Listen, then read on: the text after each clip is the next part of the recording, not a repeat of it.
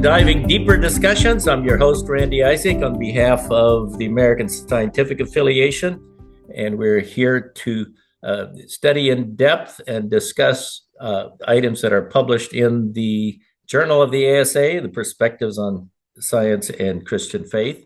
And today is the day that we select a book review out of the September 2024 issue of the journal. And the book review we selected was written by James Ungureanu, and he was planning to be here, but this morning he called in saying he's got a nasty cold. He's not going to be able to join us, so we regret his absence. But the most important thing is we have the author of the book with us. The book is Reading the Book of Nature, How Eight Bestsellers Reconnected Christianity and the Sciences on the Eve of the Victorian Age, written by Jon Topham. And welcome to the program, Jon. Thank you so much, Randy. It's a real pleasure to be here. All right. So I suspect not many of the members of ASA are familiar with you. Some of them may have read some of your other work, but let's do a little discussion here that will introduce you. So you're in Leeds. Is that where you were raised and born and raised? No, I was born not so very far from here in another Yorkshire city, Sheffield.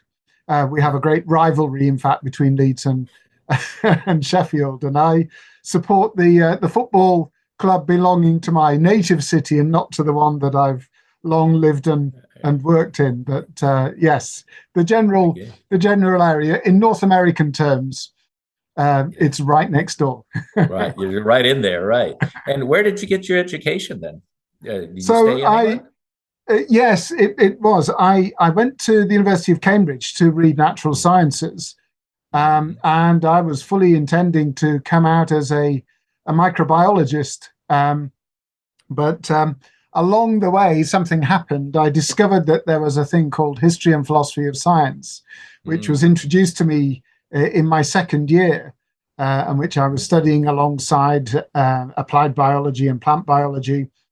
And I then, as the summer approached, realized that actually this was the thing that really I had the passion for. So I then diverted in the final year into history and philosophy of science. And the rest, as they say, is history. History. All right. So after you graduated from Cambridge, you're at Leeds now, right? Did you go straight to Leeds? No, the topic of my book is actually something I discovered as an undergraduate student, and I looked around in Cambridge for somebody to supervise a PhD on the topic, and there wasn't really anybody there at that point in time. And the obvious person to work with was John Headley Brooke, who some of you may be familiar with as a significant figure in the history of science and religion.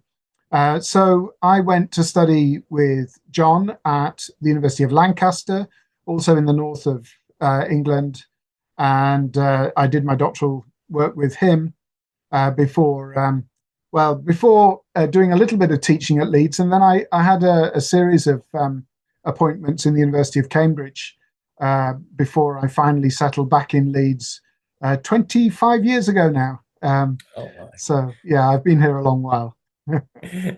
You look much younger than that, I must say. But it's great to have a lot of experience over there. Yeah, that's great. I should say I'm a grandfather of a 6-year-old and a 7-year-old. So I never would have guessed. Okay, that's great. So you alluded to the topic as my next question. I was going to ask more about how you selected this topic of this book. So let's just go ahead and get right into it. You said you thought about it in your undergrad years? Yes, I was interested. I discovered when I met history and philosophy of science that really I was very much interested in the whole phenomenon of science, what its role was in our culture, and how it came to play that role, and indeed how it was connected to our religious concerns too. And one of the courses I took in the final year, somebody happened to mention this series of books published in the 1830s called the Bridgewater Treatises on the power, wisdom, and goodness of God as manifested in the creation. And the way they were described, it occurred to me that really understanding how these books came to be so important in the period was a great way of understanding the way in which the sciences and Christianity were interconnected in the years of Darwin's youth, in the years before the publication of The Origin of Species. And that seemed to me a super topic to explore, all the more so because one of the Bridgewater treatises is quoted opposite the title page of Origin of Species. Mm-hmm. So this seemed a great way to sort of tackle that question of what was going on before the publication of Origin of Species. Mm-hmm. And yeah, so I then took that project off with me to Lancaster, to John Brooke. That's great. You've pursued ever since. I have to admit, in all my years of reading on science and faith, I was really not familiar with those treatises. Now, I usually give everybody a chance to read the material ahead of time, but in case some of the members who joined here didn't get a time to read it, you want to just sketch out a little bit about the background of the Bridgewater treatises and give a little background of it? Sure, yes. They're called the Bridgewater Treatises because they were funded by a bequest given to the president of the Royal Society of London in 1829 by the 8th and last Earl of Bridgewater, a man who had never expected to become an earl and had been a clergyman with lots of rather wealthy church appointments given to him by members of the family. He then went off to Paris in 1802 and lived a rather unsaintly life while others did his parish duties. And I think partly with a sense of guilt, and also partly with a sense of wishing to aggrandize his family, he decided he would like to give a bequest for a work on the power, goodness, and wisdom of God. But by the time he came to give the bequest, he had inherited the title and a lot of family wealth, and was able to give a very handsome sum of money to the president of the Royal Society of London. So the sum of money was £8,000, which in modern money equates to about £1 million. £1 million, or I guess more than $1.5 million. So a pretty sizable amount of money. The president of the Royal Society was a little bit embarrassed by this bequest. Just what was he supposed to do with it?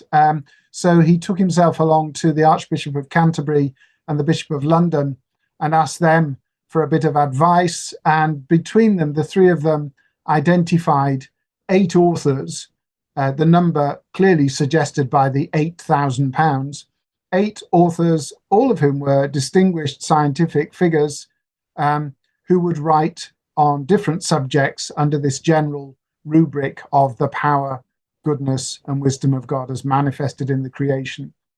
Some of these names are probably familiar to you, people like Sir Charles Bell, the physiologist who did pioneering work in neurophysiology, and to whom we owe Bell's palsy. Peter Mark Roget, to whom we owe not only a thesaurus, but actually some important work on animal physiology. William Prout of Prout's hypothesis, that is the hypothesis that there is a sort of fundamental unitary kind of matter of which all chemical elements are composed. And I could go on. The other names would all also, I think, be somewhat familiar to you. Don't forget Babbage. Now Babbage was not appointed. Right. Babbage. Little hanger on. Babbage decided that he was somewhat offended by his erstwhile friend William Whewell's Bridgewater Treatise and comments that were made there about mathematicians and their habits of mind. So he produced his own independent ninth Bridgewater Treatise, which was in many ways more interesting than many of the others, but it was not an official part of the series. Right. Okay. Now, you said this was in the 1830s, so it was before Charles Darwin published his book, well before Indeed. that. Yeah. But so it was interesting timing there. Well, I Yeah. think we're going to have some good discussion. I'd like to move first. We only have one question submitted in advance, but it's a good one. And that, of course, is from Del Kuhn. Vicki, if you could open up the microphone. So, Del, if you want to proceed and ask your question, go ahead. Hey, thanks, Randy. And John, I enjoyed the book. I was glad to see something about science and religion that didn't have the versus in the middle of it. So my question is more on the British society in the mid-19th century, that I understand this was a time of change as the commercial classes, manufacturing and commerce were displacing the landed aristocracy in importance. And I was, I remember the 1851 Crystal Palace from my one history course in college, so that does stick. What struck me is Buckland's comment about the iron and coal deposits being found together as an example of God's providence. And what I wondered was, how did the combination of a natural history with a natural theology showing God's providence in the background affect the way the 19th century Britons saw themselves and their place in the world? Yeah. Thank you very much. It's a very interesting question, Del. So there's no question that the major sort of social transformation that's going on in 19th century Britain is bringing sciences much more to the fore. So as we have these new wealthy middle classes involved in industry and manufacturing, they are placing much more emphasis on the role of scientific knowledge in society. And there's a clear sense that the new manufacturing middle classes are in a kind of social contest for control of the nation with traditional landed interests, the traditional power of the Anglican Church, the monarchy, the aristocracy. And there's quite a strong debate going on across these years about what people should receive by way of education, the extent to which it should be a scientific education, the extent to which the sciences should really be at the heart of the state. And this is partly what brings the whole question of the sciences to public attention. There is this sort of contest for cultural authority in the nation, in which the sciences play a really key role. And part of the concern is, whether or not these scientists, these men of science, as they're known in the period, are going to seek to displace the clergy as the educators of the nation. So I think that social background is really terrifically important here. When it comes to that particular example of William Buckland with the juxtaposition of the iron ore and the coal deposits, I think it's an interesting question whether or not the nationalism that's expressed there, the ethnocentricity, comes first, or whether the providentialism comes first. There's no doubt that the providentialism, the sense of, hasn't God blessed us in putting these iron and coal deposits close together? Hasn't God blessed us a nation? That reinforces the British nationalism, and you mentioned in it when you sent your question that you might be tempted to hum Gilbert and Sullivan's "God is an Englishman." Yes, the two are sort of riffing off each other there. So there is an interesting question here, though. Whenever people examine God's purposes in nature, there's a question about whether or not what they're really interested in is a more providential view of God's action or a more prophetic view. So people might look, as Buckland does, at nature and say, look, hasn't God been good to us? And doesn't this just confirm all our pre-existing attitudes as wealthy manufacturing people in Britain at the heart of an empire? But people might also alternatively look at nature and think, isn't what we're learning about nature from the sciences, isn't it indicative of a kind of prophetic view whereby God is showing us in nature just how corrupted and broken our society has become, and how much we need to reshape our society and rebuild it. So, although there's no question that several of the Bridgewater Treatises contain this very strong providential theme, it clearly also isn't the only option in town. There are possibilities here for a more prophetic view of what's going on. Okay, that's great. Thank you very much. I think there's a lot to explore yet here today.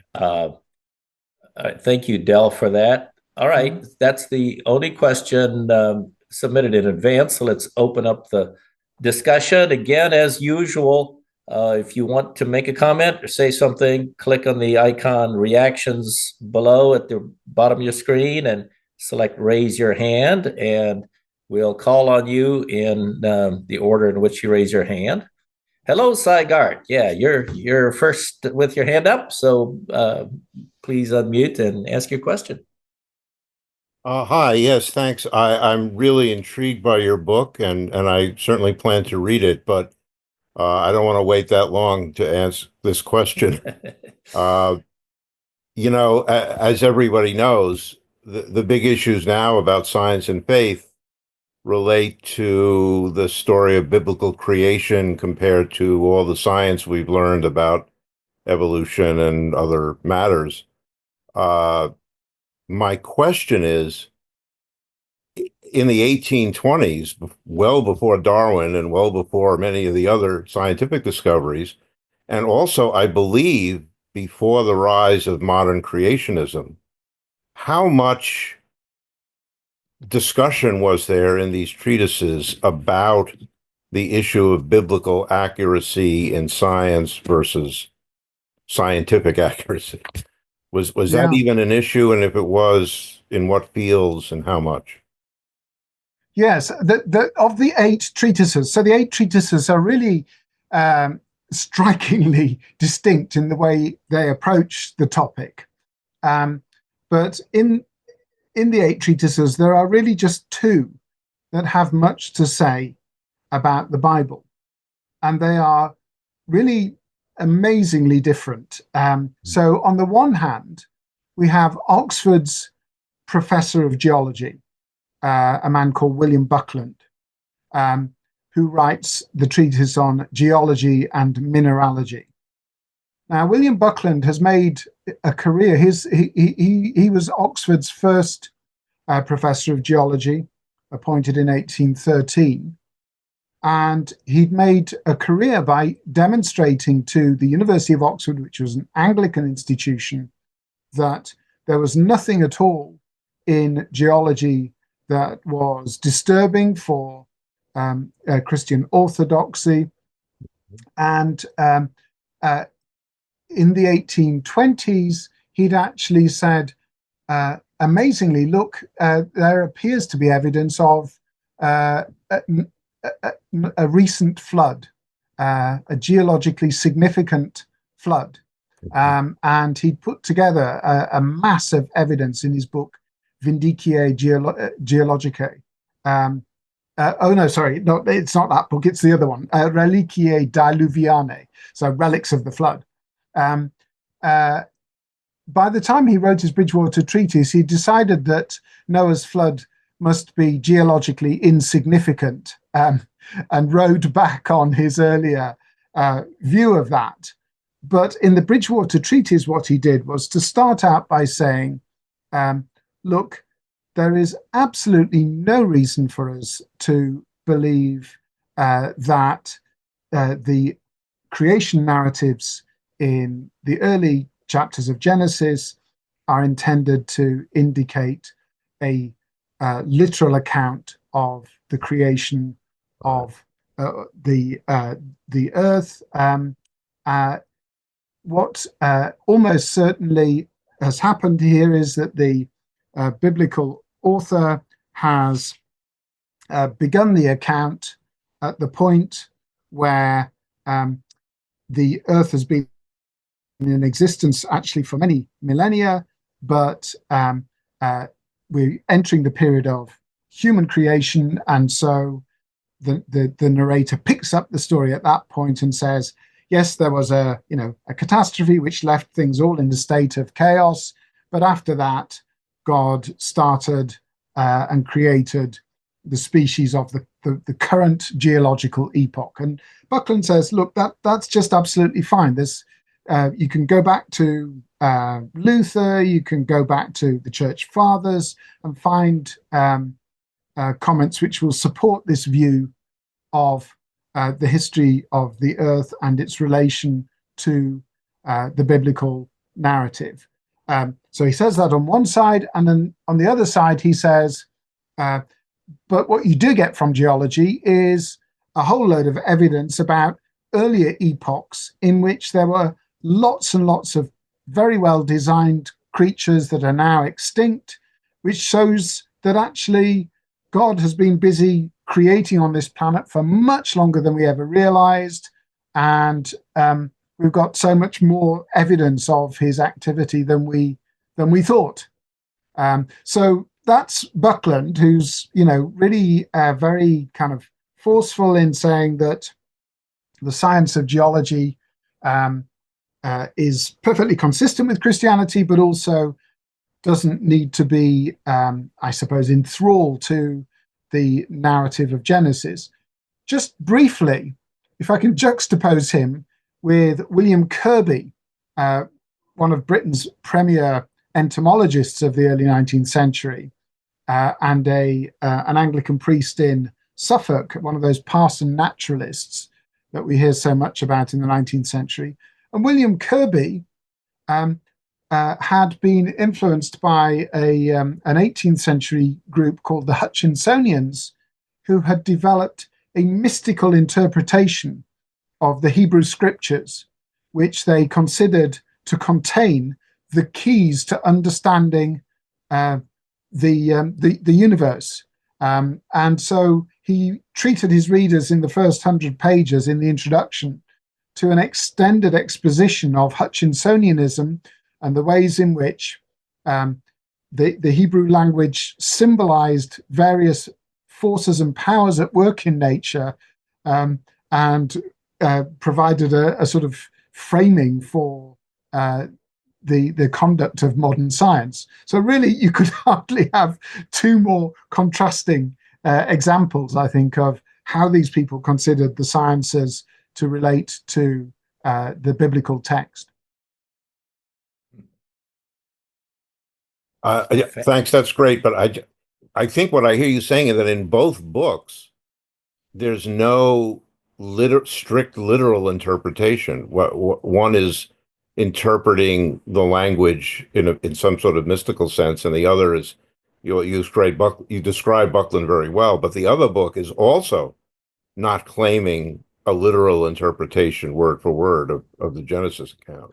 Well, in fact, when it comes to Genesis, Kirby does offer a literal account, and he's quite keen to try to explain how the new saurians, as they're being called at this point, what we would now call dinosaurs, right. The giant lizards, how they could actually be in hidden parts of, still alive in hidden parts of the earth, and how in fact their existence might be connected to the waters under the earth referenced in Genesis.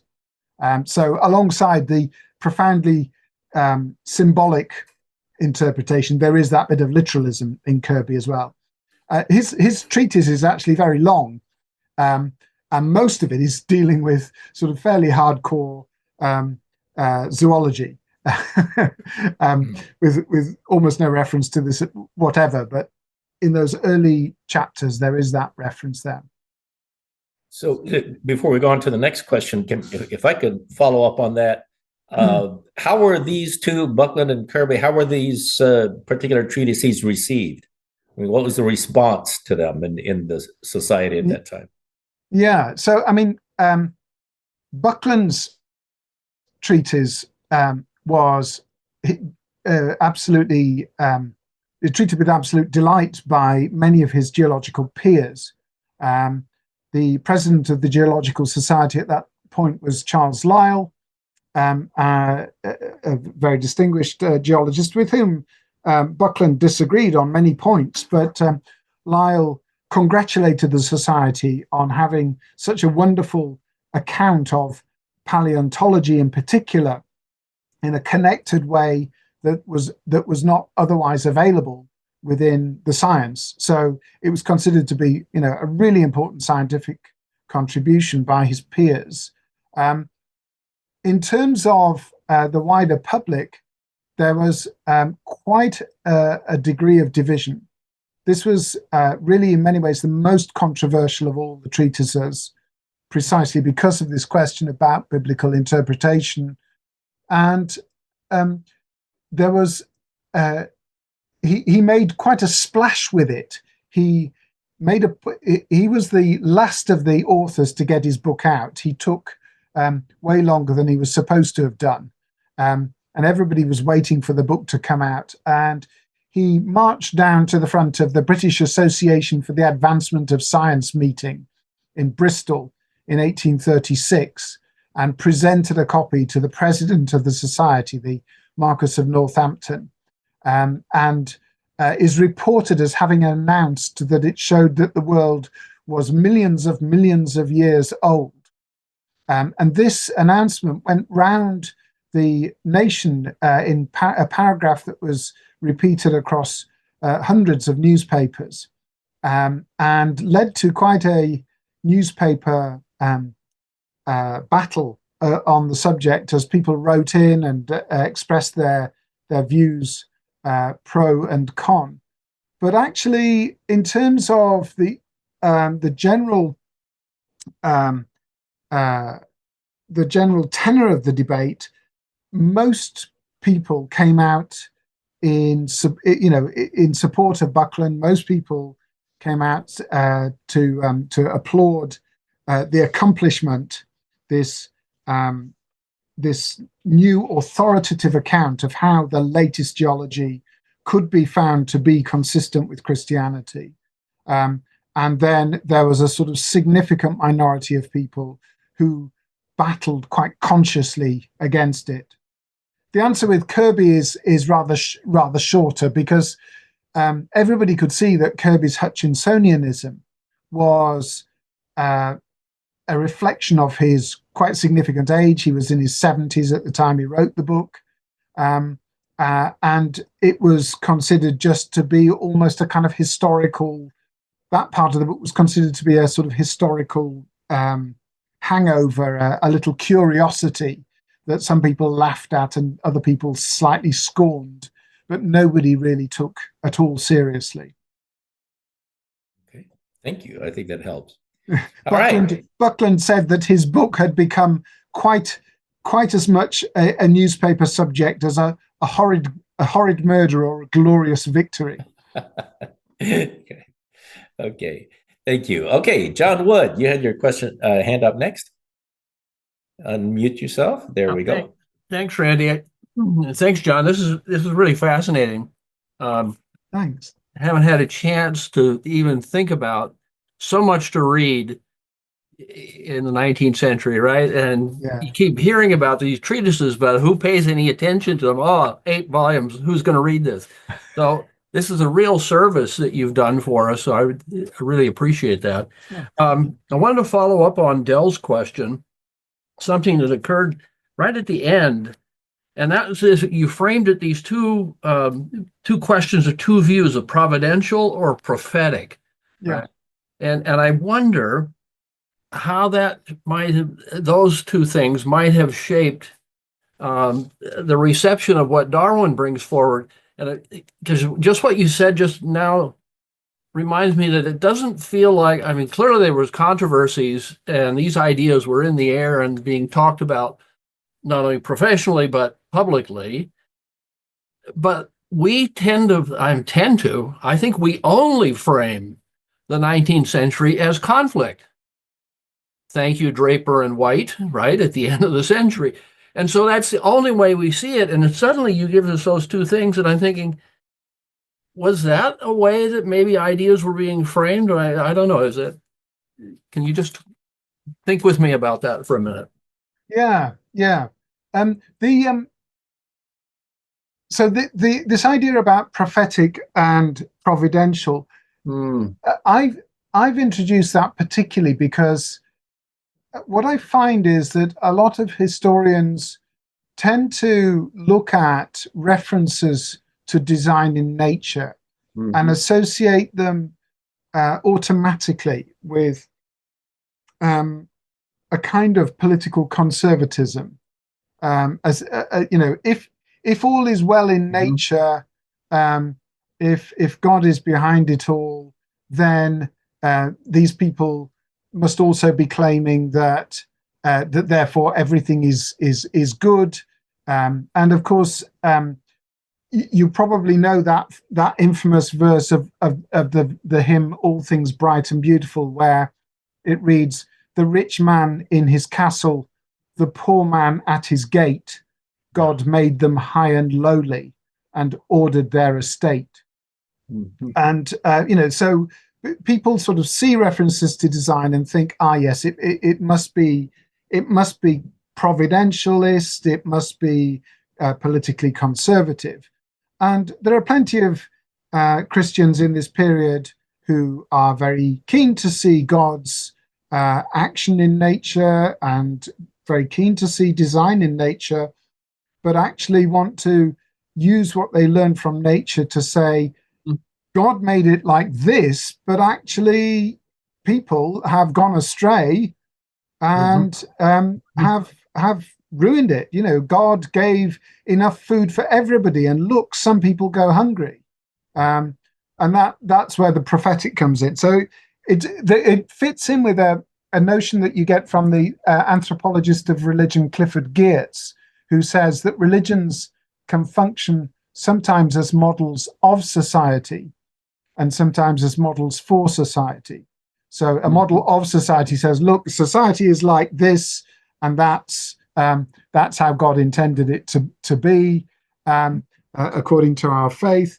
But others say, look, the God of our faith intended it not to be like this, intended it to be like that instead, where we've got the model for society. So I don't know if that clarifies that distinction I made a little bit, but it was very much where my mind went with this, this kind of rather risible, at some level, rather risible notion of Buckland's that, God has carefully organized so that in Britain we have these iron ore deposits right next to the coal deposits. Oh, wow, isn't God wonderful to us? And it must be because we're special as British people. There's that kind of rather unpleasant feel to that. But now then, there was another thing I was going to say in response to you, John. I can't think what it was now. remind me, remind me what form your question took. So it was taking those two views and wondering how they help shape the discussion about Darwin rather than framing it as simply a conflict narrative. Oh, right. Yeah. Yeah. Well, so look, one of the big overarching purposes, I mean, perhaps the biggest overarching purpose of this book is to ask the question, how come, well, actually, this is a good way to see it. If we ask the question, why was it that at the start of Origin of Species, Darwin decided to quote from Whewell's Bridgewater Treatise this phrase, and I'll quote it for you now. But with regard to the material world, we can go at least so far as this. We can perceive that events are brought about not by insulated interpositions of divine power, as it were, acts of God, exerted in each particular case, but by the establishment of general laws.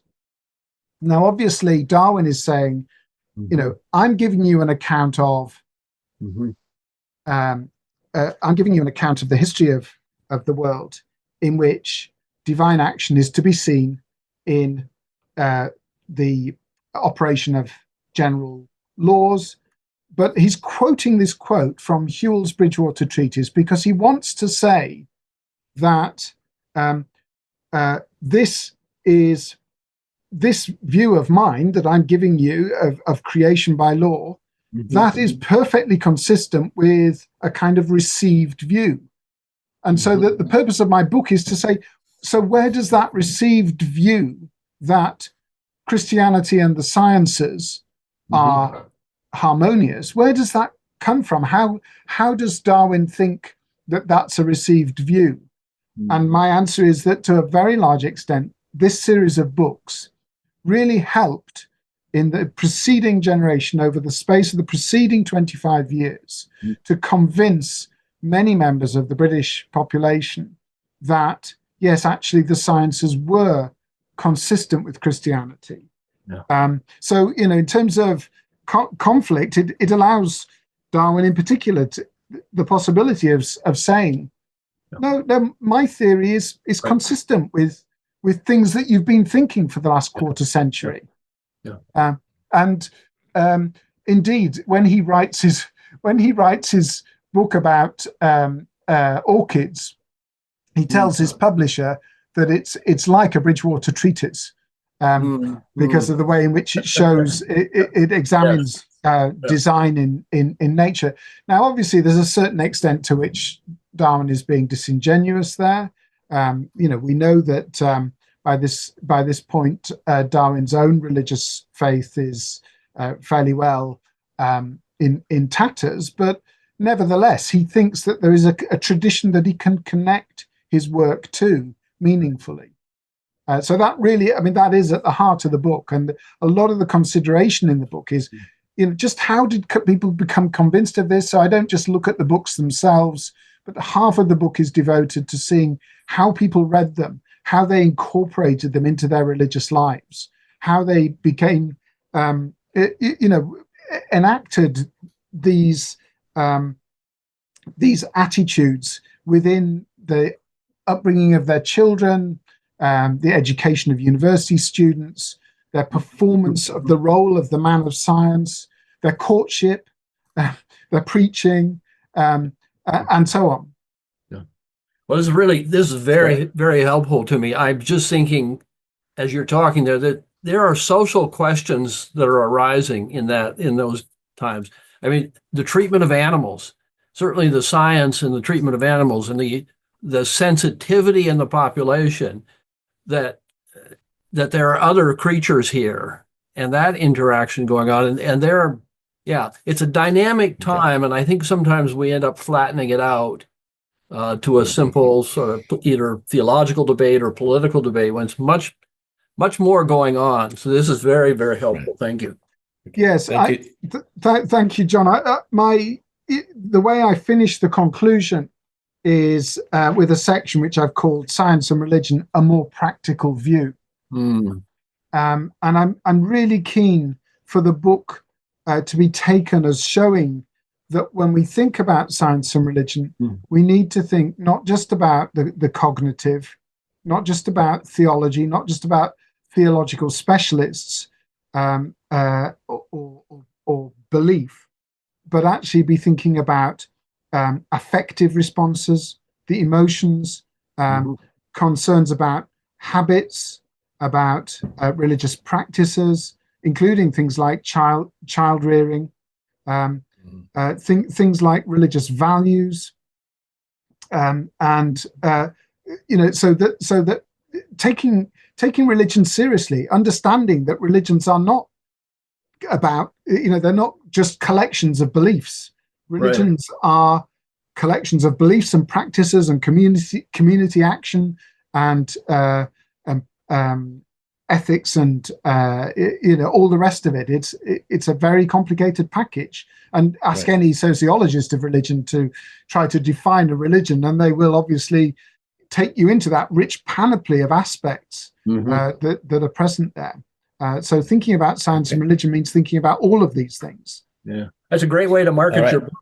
That last chapter, you should just say, our pastors need to read this. Right. Okay, thank you, John. That's great. Let's move on. Keith, good to see you here. It's a warm up for next month. Go ahead, unmute yourself, please. There we go. Yes, I wanted to follow up a little bit on the brief reference to design, particularly I'm thinking about Darwin in his early life, having been kind of inculcated with Paley's understanding of argument of design. And that what kind of drove his later rejection of design and rejection of God's involvement in creation, because he saw the world as not designed. He saw the pain and ignumine wasps and all those kinds of things. And I was wondering how much of that debate or extended into the British into the Bridgewater Treatises, how much Paley was still in the background of the discussions. Yes, it was really impossible for them in the 1830s to write about the power, goodness, and wisdom of God as manifested in the creation without at least being aware of Paley's work, which had been so phenomenally popular over the preceding 3 decades. The authors of the Bridgewaters take, each of them takes a different furrow really to Paley, and there are some quite important distinctions in their accounts. I mean, one very obvious thing is in the extent to which many of the authors are thinking about creation as something with a very extended history, which is not really explored in Paley's natural theology. A second area is that several of the authors are engaging with recent work in anatomy and physiology, which lays great emphasis on morphological laws, which is an interest which has particularly come from continental naturalists, including perhaps most especially Etienne Geoffroy Saint-Hilaire. And the morphological laws are trying to explore the meaning of patterns of resemblance across different animal forms, often found in embryology above all. And for somebody like Etienne Geoffroy Saint-Hilaire, really functional design is a kind of secondary question. And what's really important is understanding the morphological laws which seem to explain the distribution of forms in the animal kingdom. And several of the Bridgewater authors want to say, yes, that's right. There is something here, that God has a plan for creation. And when you look at the way in which the whale resembles the bat in its skeleton, you have to say, yes, God has some sort of deeper underlying unity of plan that we are, beginning to understand through these morphological laws. So those are two kinds of departure from Paley that you find in the Bridgewater. So their take on design is really quite distinct in that sort of way. If I now put Darwin back in the picture, really one of the bits of the book that I'm really especially pleased by is in the 8th chapter, which is called Religion and the Practice of Science, where I look at the way in which readers of the Bridgewater Treatises used them to think about questions of proper scientific practice. And I talk there particularly about two aspects of scientific practice. One is this growing sense that the project of science is about natural laws, and therefore the job of the man of science is to discover natural laws, which are now in the Bridgewater Treatises being given this strong religious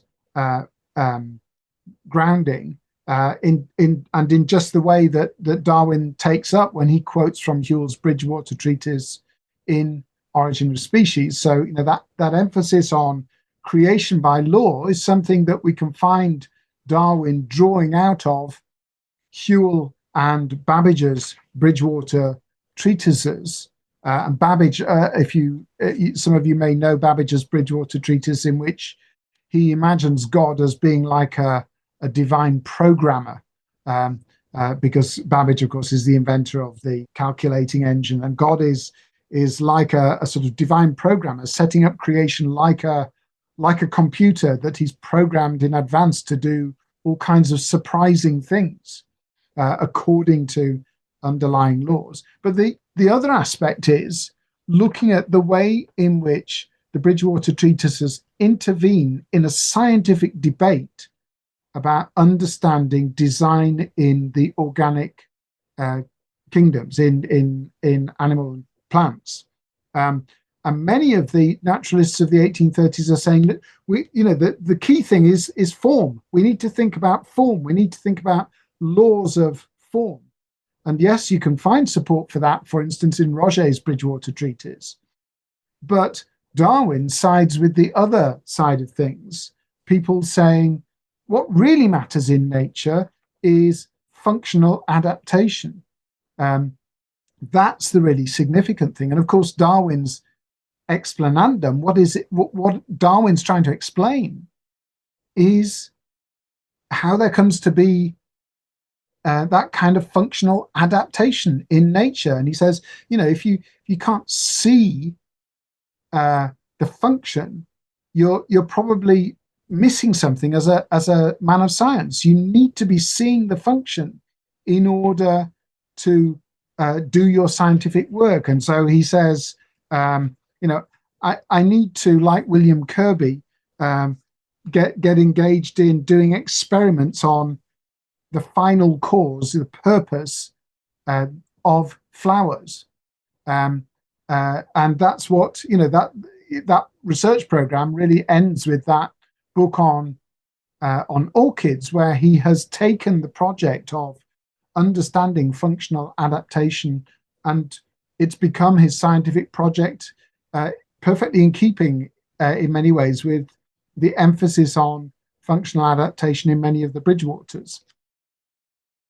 I don't know if that made sense to you. All right. Yes, thank you.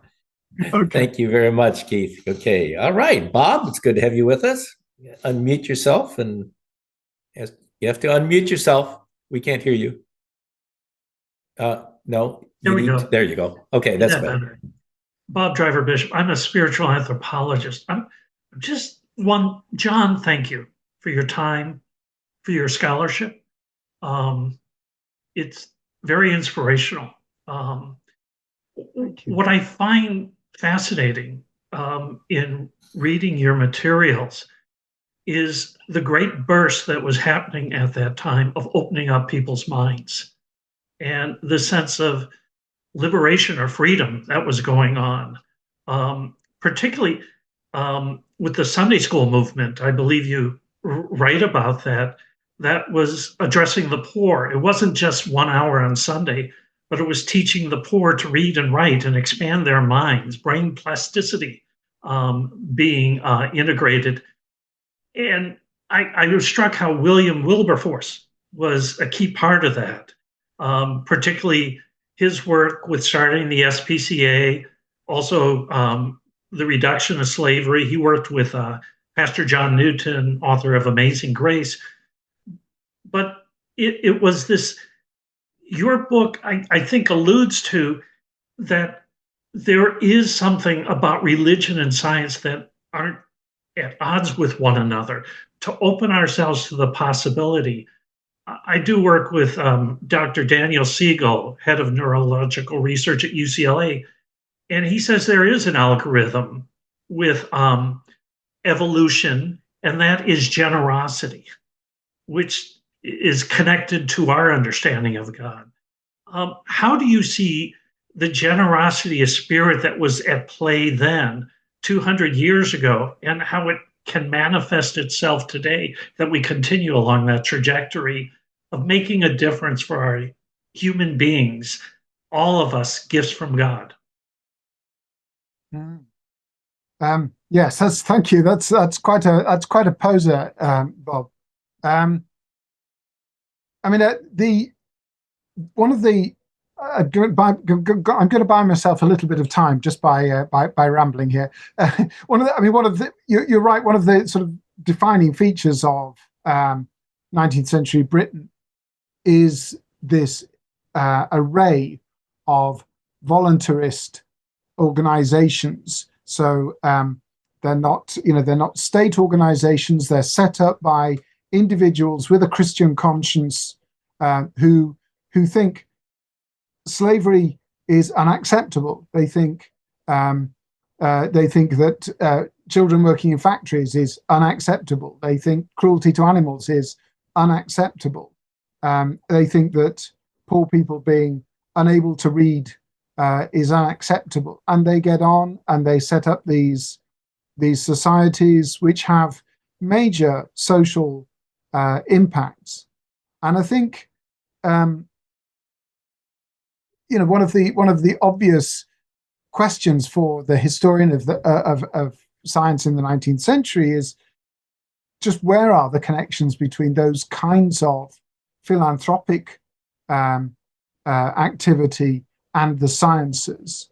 And it's not really something that's come out of the sources to me. I have looked for that and not really found that those who are involved in the kind of philanthropic activities generally have a large engagement with the sciences. But I think it deserves further attention. And one organization, one aspect of 19th century philanthropy, which is, which touches on this more particularly, is around education, where we find, for instance, that the Society for the Promotion of Christian Knowledge, the SPCK, which was founded in 1699 and had been producing an array of religious tracts, many of which were quite dismal in terms of stories of the likelihood of eternal damnation and deathbed scenes and so on. But in the 1830s, the SPCK saw these developments that Dale had me describing earlier, these developments of the rise of science within British industrial society. They responded to that by starting to produce their own scientific publications, where they sought to make the sciences available to working people, and to do so within a very explicitly religious, devotional context. So this is all very much about the 19th century. So, and I would like to see more connections between the history of science and that kind of Christian activism than I've yet found. I mean, I think that's a task for me to go back to. In terms of the longue durée, I'm not quite sure what, how to answer that, to be honest. Except I think to say perhaps that just as in my book, when contemporary Christians are engaging with the sciences, that engagement should, has the potentiality to be something so much more than about the cognitive, and it has the potentiality to be about thinking about humans in their full richness, and their religious lives and their spiritual lives in its full richness, with all that there is to be said about the emotions, about the formation of good habits, about family life and social life and so on. So I guess that's some kind of an answer, isn't it, Bob? That Thank you. I mean, yeah. It's coming back to Mark 12. Jesus said, "Love with body, mind, heart." Right. Body is what we do, the mind, the conceptual, but the heart is care for each other. So, thank you, John. I didn't mean to. Thank you. Okay. No, I mean it's a really interesting question, but quite a tough one. Thank you. Right. Yeah, we don't go for easy ones here, John. All right. Hello, Sly Guard has another one. Go ahead. Yeah, just very quickly, your answer to Keith reminded me of a great quote by Asa Gray, which I don't think is very well known. It's fairly short. He said, "We recognize the great service rendered by Darwin to natural science by restoring teleology to it, so that instead of having morphology against teleology, we shall henceforth have morphology married to teleology." And as I said, that quote is not well known by many biologists today, who kind of rebel against the idea of teleology in biology, or have been doing so. That's now changing, actually, but it goes along with what you said about, I heard you say purpose, and you were talking about morphology, and this idea that Darwin's work was really bringing purpose and morphology together is something I think is really important. Just a comment, if you want to respond, that'd be great. Yeah, thank you. No, I quite agree. I mean, I do think Darwin is doing precisely that. I mean, it's a fierce debate, particularly in the 1830s, between those with a more functionalist perspective and those with a morphological perspective. Right. You find the key protagonists in Paris. So you've got Etienne Geoffroy Saint-Hilaire, and also Georges Cuvier, championing the functionalist perspective, and that debate gets reported in Britain, and Darwin himself reads up about that, and then he also reads the account of that debate by William Whewell, who is one of the Bridgewater authors, in William Whewell's History of the Inductive Sciences. And Whewell is reviewing this question of what is the appropriate approach to take, and Darwin goes through and carefully annotates all of that as he thinks about it, and you can see that in some ways he's really very torn, but actually it's the fundamental response is ultimately to say, yeah, once we kind of get the evolutionary perspective in place. It accounts for both the functional adaptation and for these morphological patterns that we can see are at some level a phenomenal law. That they do operate as a law, but it's a phenomenal law rather than being a causal law. It's not that. So I mean, many of those who adopt morphological perspectives in this period are wanting to put forward a kind of idealist explanation of how those morphological patterns come to be, and Darwin gives gives us obviously a kind of practical evolutionary explanation for them. But yeah, quite right. He brings the two together. Okay, John, you got to get on the wire. You got a quick one. I got a longer one. Go ahead, John. Oh, Wood. Randy, real quick. You were my Yeah. here. I'm Yeah. Okay, I have to speak up. Go ahead. Yeah. Okay. Quick question here on as you're talking about the imagination and what science does to it.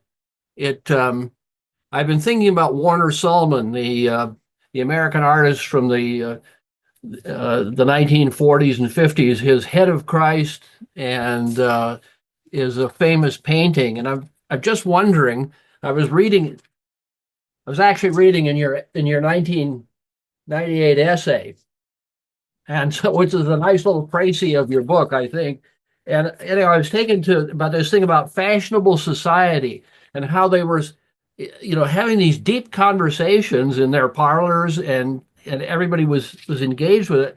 And so I got to thinking about how these Bridgewater treatises might have shaped the imagination of people and the kind of space, and in particular, their view of scientists.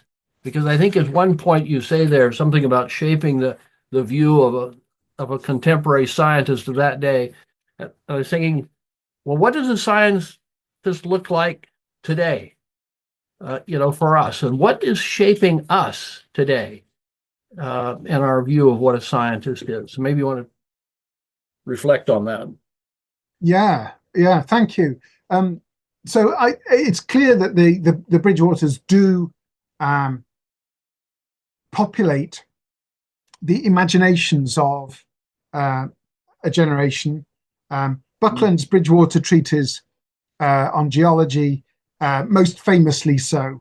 The diarist Caroline Fox describes sitting in great and gaping interest as Buckland described one of the plates from his Bridgewater Treatise, because his Bridgewater Treatise came in 2 volumes, one of which was entirely given over to plates. And one of the plates I use on the cover of the book here was a color geological section that pulled out to 4 feet in length. And it gave you a sort of sense of the passage of millennia with the different animal forms and plant forms up above the different strata, so that you could sort of imagine the geological past. And it's clear that for many people that was a kind of mind-blowing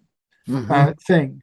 And it's not just the illustrations. I mean, many of them were illustrated, and many of the illustrations were really very impressive. But it wasn't just that. The text as well certainly had lots of people. I mean, some people, for instance, turning to poetry, writing devotional poetry on the back of having read quite abstruse accounts of the sciences in the Bridgewater treatises. So there's no question these books were very effective in that way, in getting the imagination going, getting people to think big thoughts about the sciences. And that was partly why they were so very popular, because we're at this moment where the sciences are becoming more and more present in society. And what people want is knowledgeable people who can help them to think what the sciences mean. How does this affect my relationships? How does this affect my religious position? How does this affect who I am as a person and where I am in the universe and in the great swathe of history? So I think they were really important in those ways. But to switch to the other bit of your question about imagining the man of science, I mean, one of the things that I've got a whole chapter which I call being a Christian man of science. And I'm sorry about the fact that this is a gendered phrase, but it is the phrase of the period in an age before William Whewell's word scientist had actually started to be used at all. So these people are called men of science, and many of the Bridgewater authors took themes from and copies of their Bridgewater Treatises to meetings of the British Association for the Advancement of Science, where the great and the good were gathered, including, I mean, in 1836, when Buckland went, half or a third of the UK cabinet were present. That is, the sort of centre of the government. Leading politicians were present, lots and lots of people. And what were they doing? They were trying to indicate to the populace at large, who were hearing about these meetings through newspapers where they received extensive coverage, they were trying to indicate that they were appropriate people to lead the nation. Why? Because they embodied Christian virtues. Yeah. They were humble. They were patient. They sat piously before nature and watched and looked and thought and didn't get themselves into a tiz of arrogance, but rather humbly submitted to learn from nature, from God's creation. And they were therefore, they wanted to say to the nation at large, appropriate people to be educators of youth. Yeah. Because a big concern, as I indicated earlier, is who should we have train our children? Should it only be Anglican vicars? Yeah. Or are men of science acceptable teachers? At any stage, including at university, because at this point in England, we've only got just now in the late 1820s, we've just got the first university that is not run by Anglican priests, namely what becomes University College London. And there's a big debate about, should our children at university only be educated by Anglican priests? Or is it okay to have these men of science? What is their character? What are their virtues? Are they suitable? So I think, when we think about the modern age, yes, we're in a very, very different world, aren't we? And part of the problem about the teaching of the sciences in the modern academy is that it is done so often in denial of the reality of the values that underpin it. Historians and philosophers and sociologists of science are quite clear that with the sciences, they do take the impress of underlying metaphysical assumptions, underlying commitments. What answers you get depends on what questions you ask. And so I think it does in the modern age. It's worth our thinking about this project of science as we have it defined. It doesn't have to be just as it is now. The sciences can be more open to questions about values and less in denial about them. And that would be in some ways then to emulate the kind of approach that was being taken in the 1830s by these people who wanted to say, the sciences are not at odds with our wider values. Right. That's great. Thank you very much. And And I'm glad you all left enough time for me to ask my question. As host, I finally get the right to ask the last one, but usually we run out of time. At any rate, my question that I hope you can shed some light on, Jon, it was actually intended for James, but since he called in sick, maybe you can guess at what he was after. My question, I wanted him to explain the last sentence of his review. And for this purpose, let me read two sentences of the second to last paragraph and then read the last paragraph. So reading here from his review, in his conclusion, Topham returns to the Bridgewaters as promoting a, quote, theistic science, unquote, serving, quote, to assure a generation that the rapidly changing disciplinary sciences would feed rather than undermine Christian faith, unquote. They were a, quote, godsend to the sciences, unquote, he writes, convincing the public that the progress of science was not inimical to Christianity. But then the last paragraph, Topham notes how the Bridgewaters led many radical thinkers, such as George Holyoake, to see theistic science as, quote, hopelessly outmoded, unquote, hollow, and ultimately constraining science. There seems to be a lesson here that, for whatever reason, today's theologians and Christian men and women of science keep ignoring. Now, what lesson is it that we're ignoring? I'm not clear on that. Yes. So it is elliptical, and it isn't really for me to say what's on James's mind in that statement. Yeah. What would you say? What is it that Christian men and women of science are ignoring here as a lesson from basically the messages you brought out in your book? Yes, so I'm not going to answer that question. I'm going to answer the first one that you gave me.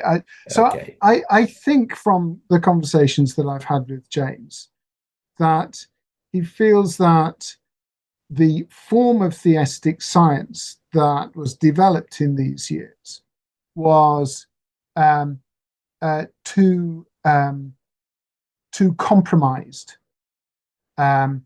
And that it was in its compromise that Christianity went astray. So that compromised in what way? This is where it gets harder. It gets harder for me to be, to sort of try to be James's mouthpiece.